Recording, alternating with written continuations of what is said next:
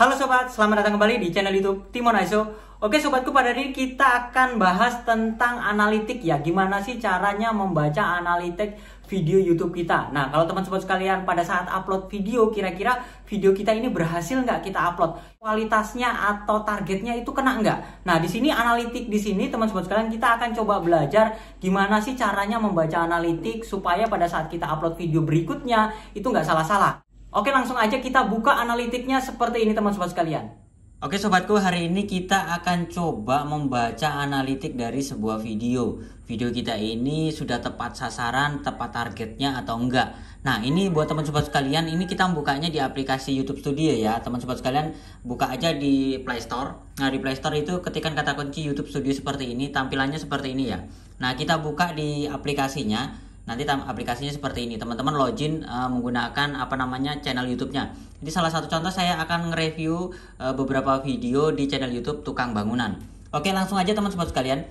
Pertama kita lihat ini analitik. Analitik yang kita lihat di paling atas ini adalah analitik secara keseluruhan.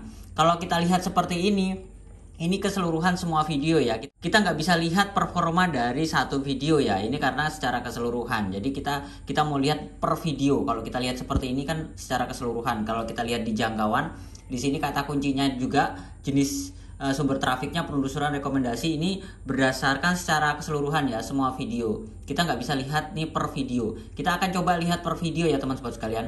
Oke, langsung aja teman-teman. Buka di paling depan di berandanya. Nah, di sini teman-teman sekalian, ini performa video terbaru ya. Kita bisa lihat juga performa video terbaru dengan cara seperti ini. Kita klik di bagian videonya, teman-teman sekalian. Nanti akan tampilannya seperti ini. Kita scroll ke bawah. Di sini ada analitik video. Kita buka di sini.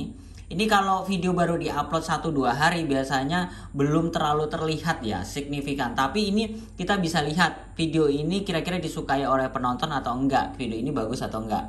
Pertama, dari retensi penonton 30%. Retensi penonton ini kalau menurut saya paling bagus itu di atas 30% ya. Kalau masih 30% ini masih standar. Karena ini kan videonya baru ya. Mungkin belum kena dari situs dari sistem penjelajah. Kalau teman-teman lihat dari fitur jelajah, notifikasi halaman, fitur jelajah itu dari mana? Fitur jelajah itu dari Google. Kalau kita lihat dari jangkauan lagi, kita lihat di sini fitur jelajah, notifikasi, istilah. Nah, ini belum kebaca semua ya datanya. Kita akan coba baca satu video yang sudah agak sedikit lama. Jadi kita jangan video yang sehari 2 hari ya. Kita coba di bagian ini, cara menggunakan molen. Ini kalau kita lihat dari view-nya paling besar. Nah, kita lihat dari analitik ini video ini kira-kira baik atau enggak, dan ini sudah tepat sasaran atau targetnya atau enggak. Kalau lihat dari penayangan, ini kan 3626. Ini cukup bagus teman-teman sekalian, karena apa? Di sini ada grafik kenaikan rasio klik tayang ini. Nah, RKT ini cukup penting. RKT ini semakin tinggi semakin bagus. Berarti orang itu penasaran dengan thumbnail yang kita tampilkan. Thumbnail ini ya. Ini thumbnail ini mempengaruhi nilai klik RKT dari kita. Nah, ini rata-rata durasi tonton 3:30 ini ada kenaikan juga. Kita lihat di bagian kita buka analitiknya ya teman-teman sekalian. Nah, pertama di sini teman-teman sekalian, nah saya bilang tadi ya retensi penonton itu paling bagus itu di atas 30%. Ini 35%. Kalau teman-teman lihat real time-nya, sumber trafiknya itu penelusuran YouTube. Nah, ini kita akan baca dari sini dulu ya. Penelusuran YouTube itu dari mana, Mas? Penelusuran YouTube itu kita satu persatu dari perusahaan YouTube dulu.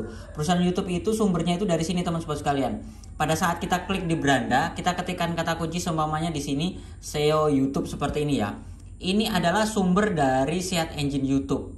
Nah, ini namanya, habis itu mereka klik video kita, itu namanya sumbernya dari penelusuran YouTube. Ini yang pertama. Rekomendasi video. Rekomendasi video itu dari mana? Oke, kita lihat dari sini lagi. Sistem rekomendasi itu bekerja tuh dari sini teman-teman. Pada saat diklik di videonya seperti ini ya. Pada saat diklik videonya seperti ini. Di sini sistem rekomendasi yang bekerja itu di bawahnya teman-teman sekalian. Ini ada beberapa video ini yang direkomendasikan oleh YouTube. Ini namanya sistem rekomendasi. Jadi semuanya habis nonton video A, tiba-tiba nonton video B. Nah, video inilah yang direkomendasikan YouTube. Kita scroll ke bawah lagi. Nah, ini ternyata banyak video-videonya Bang Denjisi. Di sini ada komunitas saya juga. Nah, teman-teman lihat ini Just No Limit. Di sini ada video saya yang lainnya lagi. Banyak punya Bang Denjisi. Berarti punya Bang Denjisi ini sangat bagus direkomendasikan oleh YouTube seperti itu. Nah, yang kedua Ini yang berikutnya lagi, fitur jelajah. Fitur jelajah ini dari mana? Nah, ini teman sobatku sekalian mungkin tanya ya, fitur jelajah ini sumbernya dari mana? Sumbernya fitur jelajah itu dari sini teman sobat sekalian. Kalau kita masuk ke Google, ini ke aplikasi Google ya, Google Chrome ya. Nah, mengetikkan sebuah kata kunci SEO YouTube. Nah, kalau mereka menemukan video kita di sini, ini kan ada semua. Habis itu kita klik di bagian video. Nah, mereka biasanya cari video tuh di sini. Kalau mereka menemukan dengan kata kunci di sini di beranda Google, itu sumber trafiknya itu adalah dari fitur jelajah. Fitur YouTube lainnya ini bisa dari komunitas atau klik langsung seperti itu. Kita lihat di bagian jangkauan. Oke, nah ini sama yang tadi ya, jenis penelusurannya. Kita lihat di sini. Kalau kita klik di sini ada halaman channel. Halaman channel itu berarti nonton langsung ke halaman channel. Eksternal itu berarti kita nonton sendiri seperti itu. Kita lihat lagi di sini teman sobat sekalian. Ini adalah istilah-istilah kata kunci yang kena di video kita. Nah, kita bisa klik, kita lihat ya. Molen ngecor ini berarti kena semua nih. Ini kena. Jadi molen ngecor dengan kata kunci molen itu di video saya ini kena. Jadi teman sobat sekalian bahwasanya kata kunci inilah yang target kita. Jadi kalau semuanya teman sobat sekalian, kita lihat di bagian di sini video teratas yang menyarankan video ini video-video orang lain ya, video-video orang lain, habis itu direkomendasikan video kita ada di bawahnya seperti ini. Nah, kalau teman-teman mau lihat tagnya, habis itu deskripsinya, cara ngisinya saya seperti apa, kita lihat di sini di bagian nggak apa-apa, saya buka aja. Di sini bagian deskripsi ini saya hanya mengisikan cerita tentang cor betonnya ya, cor betonnya seperti apa. Habis itu di sini ada hashtagnya, hashtag ini cukup 2 aja di bagian deskripsi ya. Habis itu di bagian penonton di sini seperti biasa saya tidak untuk diperuntukkan anak-anak. Berikutnya di sini tidak, jangan dibatasi. Jadi nggak dibatasi. Berikutnya lagi kita lihat di sini di bagian opsi lainnya kita klik. Nah, ini tag yang cukup penting teman sobat sekalian. Kata kunci ini yang menemukan video kita itu di search engine YouTube ataupun di search engine Google. Jadi teman sobat sekalian pastikan tagnya juga teman sobat sekalian isi selengkap mungkin, sebanyak mungkin seperti itu. Jadi kalau udah isi deskripsi, hashtag, habis itu tagnya. Nah, untuk judul cukup penting, cara menggunakan molencor dengan takaran yang benar. Nah, ini kata kunci ini kalau teman sobat kalian bingung cara membuat judulnya, teman-teman riset dulu supaya kena seperti itu. Oke, cukup jelas ya gimana caranya membaca dari sebuah analitik performa video kita. Kita jadi ngelihatnya dari di bagian analitik ini. Dari sini kita bisa kembangkan kira-kira konten apa lagi nih yang mau kita buat. Jadi kalau teman-teman sekalian sudah bikin ini, teman-teman lihat aja di bagian kata kunci ini. Nah, molen ngecor, habis itu kata kunci coba teman-teman lihat dari kata kunci ini bisa nggak video lainnya yang kita akan bikin lagi yang sejenis dengan konten ini. Jadi dari kata kunci inilah kita bikin terus.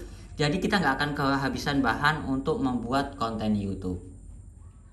Oke sobatku, cukup jelas ya gimana caranya membaca analitik video YouTube kita. Jadi buat teman-teman sekalian, pastikan teman-teman paham nih cara kerja dari video kita supaya pada saat kita upload video kita bisa memperbaiki gimana sih kesalahannya, dimana sih yang perlu kita perbaiki supaya video kita banyak yang nonton. Oke sobatku, itu saja sharing saya, semoga bermanfaat. Jangan lupa like, comment, dan subscribe, dan sampai jumpa di video saya selanjutnya. Sekian dan terima kasih.